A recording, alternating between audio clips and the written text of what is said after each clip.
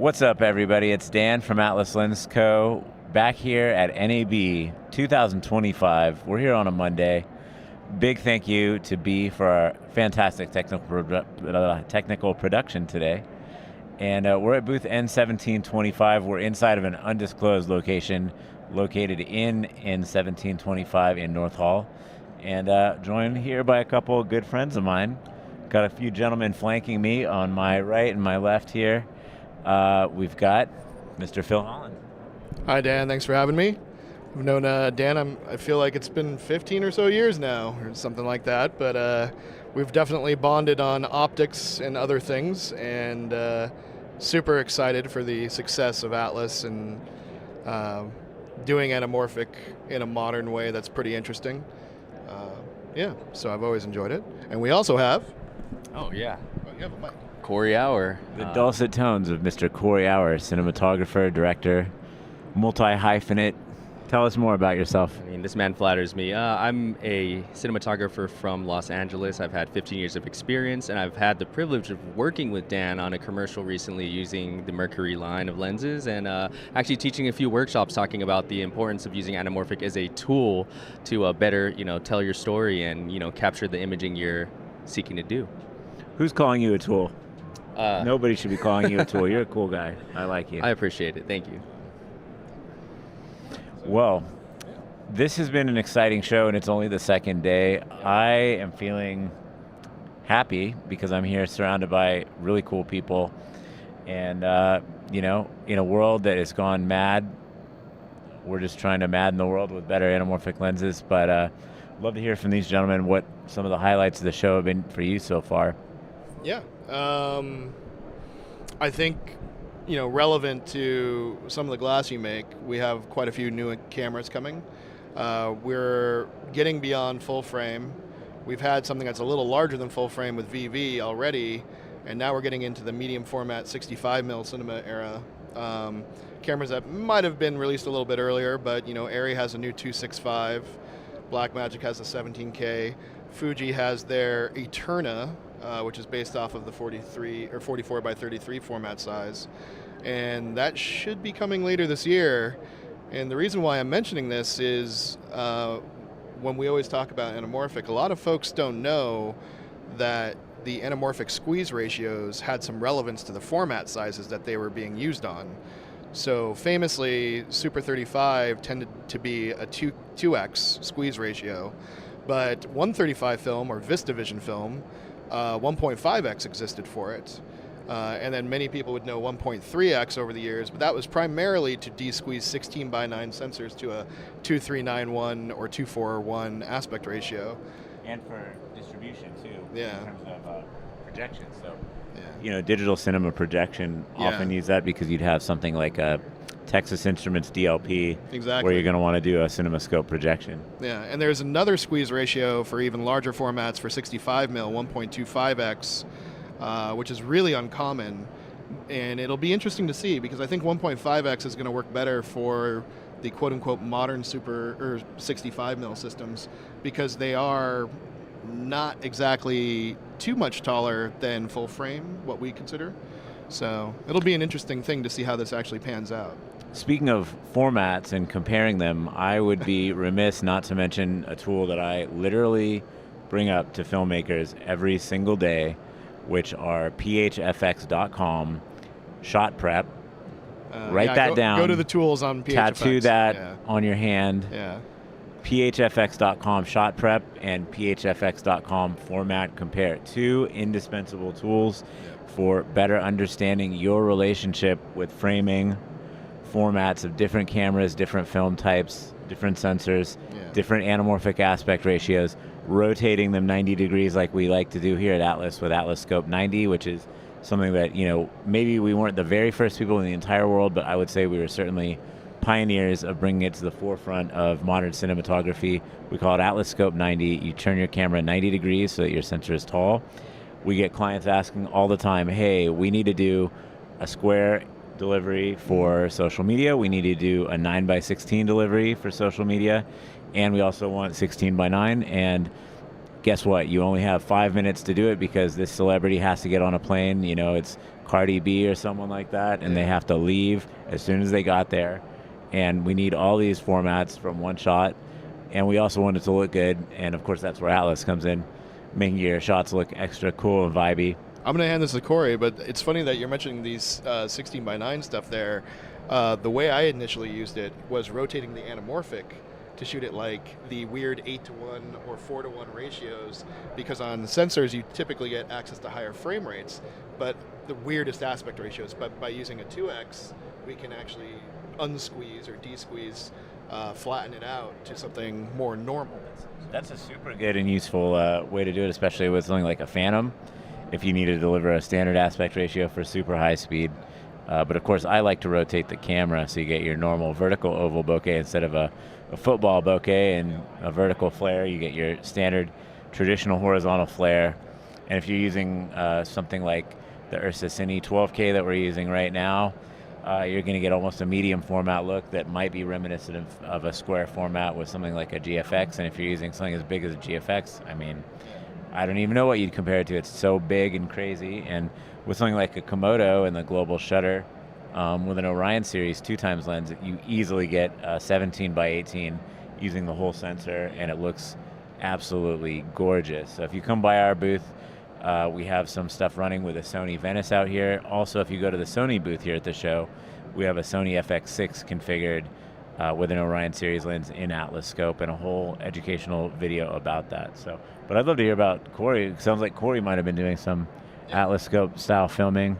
What's up, Corn Dog? Well, I mean, I just got back in the country after 2 months of being in Australia, the Philippines, and Japan, and I took with me the Pixis 6K, which gives you the open gate, ability to film in open gate, film anamorphic, and honestly, that's been my favorite way of telling a story because it really centers you and your subject, and it really gives you direction and gives you this wide scope and a lot of just this canvas to paint on. But it's just so beautiful, I think. And really, I think for the show, for me, the most thing I'm excited about is to see all these lenses, all these cameras just getting bigger and offering more of a canvas for all of us artists to paint on and use. And so I think, like lenses, like the Atlas lenses, I've used these things just like for the last, I want to say, 4 or 5 years, almost exclusively for shooting all my anamorphic, and I just love the flaring, the image. I don't have to add any filtration or anything like that. It's just, you just nailed it like with that. And so I think the best part of the show for me is actually catching up with you guys, seeing how That's successful right. It's about the you people, guys. right? Yeah, it's not about success. I mean, success happens when you're doing good things naturally, but I'm just happy to see all you great smiling faces and have fun here. So. Absolutely, and we really appreciate all the generosity and support you bring to the community. And like just before we hopped in the booth, people were stopping you guys on the way in, just like saying hi and like just really being very acknowledge of like all the contributions you guys have both done to the industry. And you guys have both been pioneers in a lot of ways. I was actually telling Dan the first day I moved to LA, I met Phil and he was discussing his aerial cinematography, and it was crazy. I had a car full of all of my stuff to move, and I pulled up and I filmed the Share Grid event where you were speaking, and kind of like a little bit background. So random, yeah. I remember that. It was such a crazy event. It was funny because during that era, I was helping out with Share Grid a lot through the lens tests, which you've been a part of along the way. And it feels like we're a little bit of a void space. We probably need to bring that back to a degree. Yeah, we've been talking about it a little bit, but Share Grid's probably not going to do it anymore, just because they don't have that space to do the filming anymore. So, but yeah, no, that was a good event, and it's funny. A lot of my professional work now is leaning very hard into very high-end visuals, but I think my first 12 years of my career, my experience with anamorphic was something that was highly desired, primarily through the Panavision anamorphics that none of us can buy. But you've come out with a nice 2X set for Super 35 that's such a complete range of focal lengths. Did you see Anora? Yeah. Anora used Orion series a lot. Oh, I saw. They also used the Lomo anamorphics, which are Yeah. some of my favorites before we started this company. Yeah. But also kind of like harder to find ones that are well serviced, well maintained. Yeah. And that was part of the mission here, is to bring something that's not only optically beautiful, but mechanically reliable, serviceable, robust, and if something does go wrong, with the right camera assistant, you can theoretically fix an Orion series on a camera truck pretty easily. Yeah. That was part of the design parameters, is to make it very serviceable and easy to fix. Yeah, and touching on the formats that are being sort of shown off here the most right now, it's kind of interesting because the Mercuries work for all these larger sensors very effectively, and you're well suited for the future with a squeeze ratio as well as what I would call an expressive lens. Nice flare, very interesting distortion characteristics, and that's the stuff that you kind of seek out with anamorphic. Like, it's not going to be. Everyone will have a different preference on what they want out of a lens, but with anamorphic, you want something that feels consistent with the set to produce a look that you can have control over. And that's been an interesting thing to see, the separation between where the Orions are and the Mercuries are. I tend to favor the Mercuries just because I'm that guy, but they also work the formats I'm shooting the most. I'll put that out there. So it's nice. You're well covered for now in the future. It's funny you mention it too, because the three of us have a lens on our laps. Yep. I've got the 24 Mercury.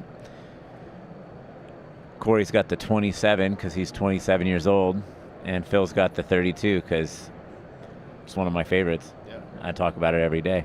But the cool thing with these new Mercury series, we call them Group 3 because we introduced Group 1, which was the 36, the 42, and the 72. Then we rolled out Group 2, which was 54, 95, and 138. And then we rounded out the set with these wides. And we like to think of Mercury series as a universal anamorphic lens. Like you were saying, it's great for a lot of the things you're doing, but a lot of the things you're doing overlap really well into kind of what we would consider well thought out cinematography in general, and delivering the aspect ratios that are going to be seen on different screens and used by different camera people. So as more and more people start shooting 16 millimeter film again, they're coming back to 16, these are great for that. So having the wider Mercury series, like a 24, which is equivalent horizontally in terms of field of view to an 18 millimeter spherical lens, essentially, you get kind of a normal field of view on Super 16. And then, these also cover all the way out to Fujifilm GFX Eterna for CinemaScope delivery. Things like Alexa 265 for CinemaScope aspect ratio delivery, and things like the Ursa Cine 17K for CinemaScope aspect ratio. So they're really universal from 16 millimeter film, 35 millimeter film, 35 millimeter digital, full frame digital, and beyond full frame into bigger formats. So we like to think of these as lenses that maybe buy once, cry once, or rent as many times as you need them, but they're here for you. Yeah. So we're noticing that the 24 front OD is a little different, the outer diameter, than the regular series for the Mercury. Yeah, this guy is a little bit bigger in terms of, let's say girth in the front diameter area. What did you land on in size? So this is a 114, which is going to match the Orions in terms of matte box usage and I would say accessories. That's better because it also will help with matte box use to not crop in or have any occlusion of light by being that wider OD. Yeah, we had to make it that big in the front to allow the ray angles to enter and still maintain a T2.2 aperture. So we could have made it slower, but it would have been smaller. But if size is the main concern for you and field of view is less of a concern, the 27 is an excellent choice. I think something I always have conversations with younger cinematographers about is when they see that there are wide focal lengths very close to each other. And I always have to remind people, the difference between 18 mil and say 14 mil is gigantic. And exponential. And interestingly enough, with the squeeze ratio here, you're going to see that magnified as well. So the 27 and the 24 are going to look pretty different, as well as the 32. So always think about that. And I think the other thing I noticed just by looking at the lens briefly, holds the head nicely and it's still pretty wide. That's one of the nice things about how you've designed your distortion profile. Yeah. What do you think, Boy Dog? I mean, I'm blown away. You guys are demoing this here at NAB, and I just can't look away. I'm impressed at how sharp it is, wide open. I'm impressed at the flaring. Obviously, one of my first comments is because I just shot a film in October, and it was based off of like the similar theme of The Purge, but we used the helmet cam rig, and we were able to throw a, I believe, 16 millimeter on it on a full frame sensor, and it just looked out of this world. But I would love to get my hands on this to shoot something similar to that. The POV, the way you can kind of tell like your story by this crazy wide aspect ratio is something that excites me as a cinematographer. And I think I'm always excited when I bring these lenses onto set because I know I'm going to get exactly what I want. You guys got the complete range. You guys have the imagery that I'm looking for, and it's like the nice subtle flaring. I'm not worried about the quality control with these at all. So I really do, I look forward to using this in the future, and I look forward to working with you both more in the future. So I'm really excited to just hear you guys out. You guys are literally technical and cinematic titans, and I feel like I'm a fly on the wall just like learning and absorbing all this knowledge. So it's very humbling to be sitting in the same room as you guys to hear you guys out. Too kind. But, one of the great things that we do at Atlas, besides make kick-ass lenses, is every Wednesday we have an event called Wednesday Lens Day. Phil's giving a workshop at a Wednesday Lens Day. Corey, I'd love to see you do a workshop in the future at Wednesday Lens Day. But literally every Wednesday, 10:30 a.m. to 1:30 p.m., the doors are open at Atlas, our factory in Glendale, California, right next to IKEA. Sorry, the Costco's a little further away, so if you want some Costco hot dogs, the Glizzies are a little bit further. There's no Glizzies in Glendale, but we're. I think there's one now. It's yeah. I guess that's like Atwater Village, Is it but Burbank, there's a Burbank. That's Burbank. There's a Burbank Costco. So BBC Big Burbank Costco, I think is what we call it. So on that note, come through Wednesday. We'll see you 10:30 a.m. to 1:30 p.m. every week. And this Wednesday, we're going to be in Vegas. So Wednesday in Vegas, I think it's going to have to happen. Yeah.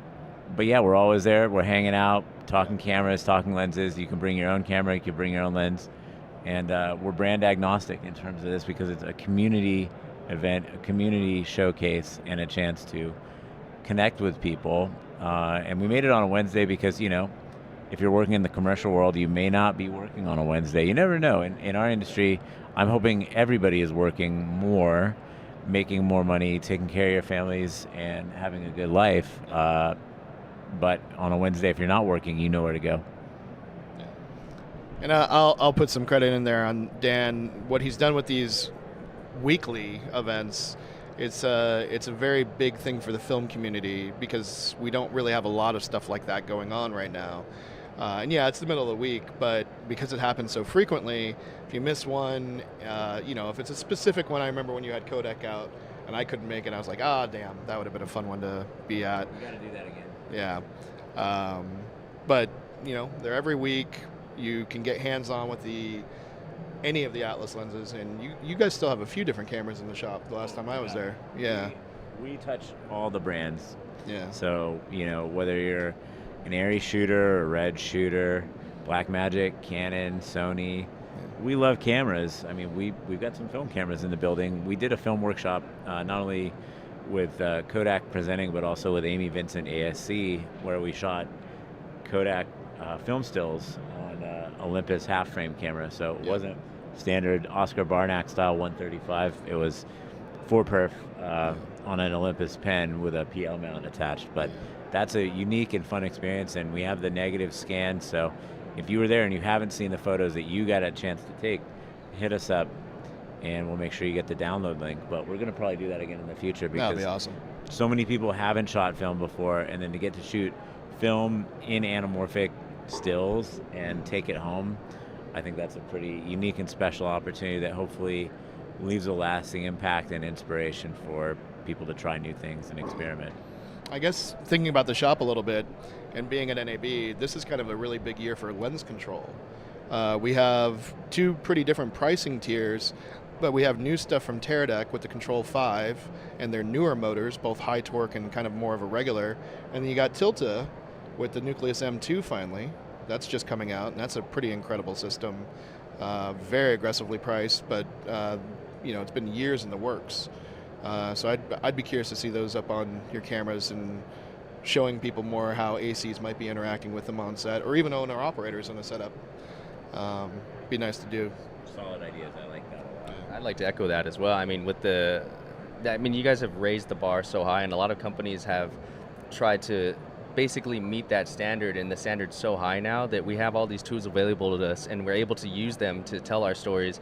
And now we can focus more on the storytelling because we're not really restricted. The barrier to entry is a lot lower because we're able to access these tools that we were not able to have even 5 years ago. So, now we can focus on, I feel like, a different part of the craft, and we have all these things at our disposal, and you guys made this really accessible. The first time I ever shot on anamorphic was the Lomo anamorphics, and I shot a documentary, and those things, I remember we would shoot like 12 to 15 hour days in Arizona, Phoenix, Arizona. We were filming collegiate baseball at Arizona State University, and I remember just looking at my hand after a full day of filming and pulling my own focus, and I had the gear marks on my fingers. So those things are built like tanks, but they're also very hard to be serviced. You get like a wide difference in what you're going to get. And so with that being said, I'm glad that everyone is able to have access to a lot of tools like the Mercuries and all the different glass and cameras nowadays, so we can really focus more on the storytelling aspect, which I think is almost a lost art, but I think it's making a little bit of a comeback, and thanks to you guys and all the industry vendors and people that makes this possible for us as artists to have that barrier to entry lowered, and gives us a chance to kind of rebound. To borrow a page from Yakov Smirnov, Lomo anamorphic focuses you. That's true. Well, I'd love to take some questions from the audience if there's any Q&A coming in from the stream. Hopefully all of you out there are enjoying our live stream here from an undisclosed location inside booth N1725. We didn't prompt them to say that they could ask questions, so if there's any questions you want answered, now would be the time to fire them in. Yeah. We've probably been ignoring them. It's probably my bad. No, that's okay. I mean, these are the guys that ask questions. I've asked questions to both these guys throughout the years, and they're like encyclopedia of knowledge. Like, these are the two people that you really want to ask those questions. The number one text message I get from Corey, WYD, question mark. I always got to know, man. Emoji. This guy is like the most interesting man in the world. I really want to know what he's up to at all times, like whether it's like you just want to go out to eat, or what project or what city are you in, like what do you got going on. And he's a man of like mystery, but also he gives you a little bit that just keeps you coming back for more. He's like the master cliffhanger. Too kind. I love seeing what you're up to. You're all around the world all the time. No, man, you guys are and I would really, really want to express that you guys made a huge impact on my career, and you've given me so many opportunities to expand who I am as an artist and as a person. So I really appreciate everything you guys have done. Like, you've really contributed to my career, both of you. I've asked you guys so many questions and for favors and support throughout the years, and it's always been... Appreciate that, man. Yeah, I appreciate you guys. Well, if we don't have any questions coming in from the stream out there, just want to wish everybody a happy, safe, and fun week, whether you're in Las Vegas or not. If you are in Las Vegas, what are you waiting for? Come on down to booth N1725. Yep. And if you haven't come to Vegas but you're thinking about it, come on Wednesday, get a bagel Wednesday, Seagull Mania, Atlas Wednesday, Lens Day. Let's go, baby. All right. We'll see you tomorrow with another live stream. And shoot us some questions if you want to know anything else about the show. We'll try to receive your questions through Instagram, through YouTube, through email, smoke signals, whatever it takes. And check out all the new stuff on the Atlas YouTube channel. That's how you unlock your free hat here at Atlas Wednesday, Lens Day, or at Atlas's NAB booth, N1725 North Hall. And we'll see you next stream. Peace out.